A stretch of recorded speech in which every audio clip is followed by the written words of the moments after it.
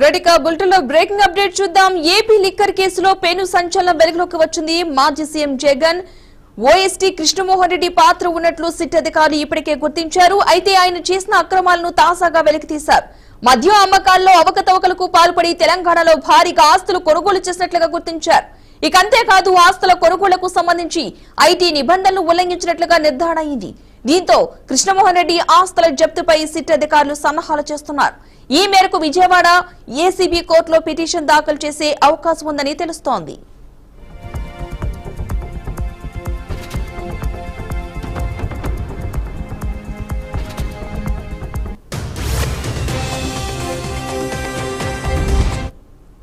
ఇదే అంశానికి సంబంధించిన పూర్తి సమాచారాన్ని మా అమరావతి బ్యూరో చీఫ్ నాగకిషోర్ మరింత సమాచారాన్ని అందిస్తారు.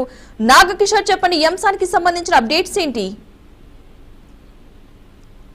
సిపి ప్రభుత్వ పాలనలో జరిగినటువంటి మద్యం కుంభకోణంలో మొత్తం కూడా 3,500 కోట్లకు పైగా అవినీతి జరిగినట్లు ఇప్పటికే సిట్ దర్యాప్తులో వెల్లడైంది. ముడుపుల సొత్తులో 300 కోట్ల వరకు కూడా గత ఎన్నికల్లో ఖర్చు చేసినట్లుగా కూడా సిట్ గుర్తించడం జరిగింది. ఇందులో ప్రధానంగా ధనంజయ రెడ్డి, కృష్ణమోహన్ రెడ్డి ముడుపుల సొత్తు అందినట్లు ప్రాథమిక అభియోగ పత్రంలో ఇప్పటికే సిట్ నమోదు చేయడం జరిగింది.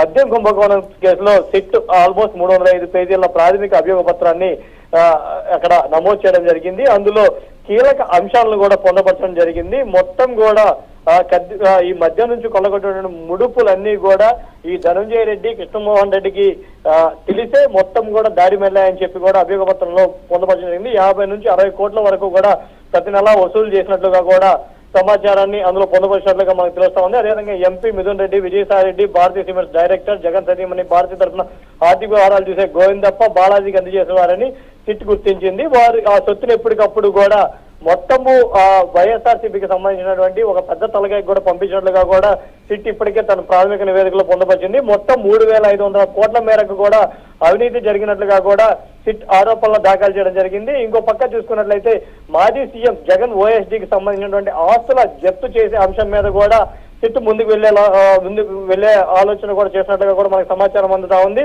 దీంట్లో ప్రధానంగా ఓఎస్డీ కృష్ణమోహన్ రెడ్డి కీలక పాత్ర వ్యవహరించినట్లు, అదేవిధంగా కృష్ణమోహన్ రెడ్డి ఈ నకిలీ మద్యం ద్వారా పెద్ద ఎత్తున ముడుపులు పొంది అక్రమంగా ఆస్తులు కూడబెట్టినట్టుగా కూడా ఇప్పటికే సిట్ గుర్తించింది. భారీగా ఆస్తులు కొనుగోలు చేసినట్లుగా కూడా సిట్ గుర్తించింది. ఆస్తుల కొనుగోలుకు సంబంధించి కూడా ఐటీ నిబంధనలు ఉల్లంఘించినట్లుగా కూడా ఒక నిర్ధారణకు వచ్చినట్లుగా తెలుస్తా ఉంది. కృష్ణమోహన్ రెడ్డి ఆస్తుల జప్తుపై అధికారులు ఇప్పటికే సన్నాహాలు ప్రారంభించారు.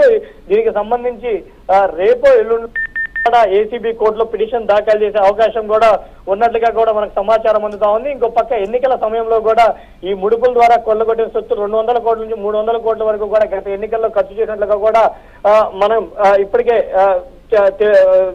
సమాచారం ఉంది. దీనికి సంబంధించి 8.5 కోట్లు కూడా ఎన్నికల సమయంలో నగదు కూడా పట్టుబడ్డట్లు అధికారిక సమాచారాన్ని సిట్ పొందపరచడం జరిగింది.